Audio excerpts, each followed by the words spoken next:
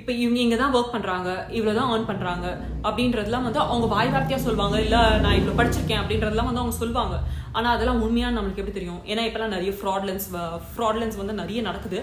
And இதெல்லாம் நீங்கள் avoid பண்ணோன்னா நீங்கள் ஒன்ஸ் வந்து உங்கள் ஃபேமிலி மூலியமாவோ இல்லை ரிலேஷன்ஸ் மூலியமாவோ அவங்கள பற்றி செக் பண்ணுறதுன்றது வந்து ரொம்ப கரெக்டான விஷயம். பட் ஆனால் பண்ண முடியலன்னா நிறைய டிடெக்டிவ் ஏஜென்சிஸ் வந்து நிறைய இருக்குது. ஸோ கல்யாணத்துக்கு முன்னாடி கண்டிப்பாக டிடெக்டிவ் ஏஜென்சி மூலிமா ஒரு ஆளை பற்றி நீங்கள் செக் பண்ணிக்கிறது வந்து ரொம்ப நல்லது. அண்ட் இந்த மாதிரியான விஷயம்லாம் பண்ணக்கூடாது. இல்லையே இதெல்லாம் பண்ணுறீங்க, இதை செக் பண்ணுறீங்களா, ஸோ எங்களுக்கு அலையன்ஸ் வேணாம் அப்படின்னு சொல்கிறாங்கன்னா கண்டிப்பாக அந்த மாதிரியான ஒரு பார்ட்னர் வந்து உங்களுக்கு கரெக்டானவங்களா இருக்க மாட்டாங்க.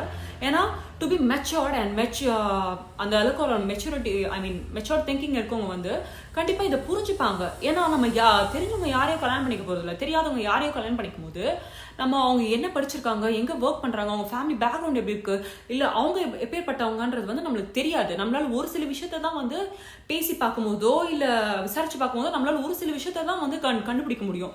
அப்படி பேசி பார்க்கும்போது பழகி பார்க்கும்போதே நம்மளுக்கு நிறைய விஷயம் வந்து தெரியறது இல்லை. அப்படி இருக்கும்போது நம்ம கண்டிப்பாக இந்த மாதிரியான ஒரு செக்கை வந்து கண்டிப்பாக பண்ணணும்.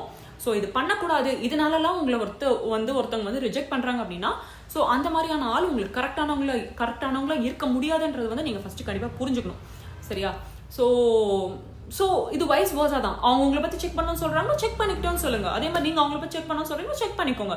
So it's give and take policy தான்.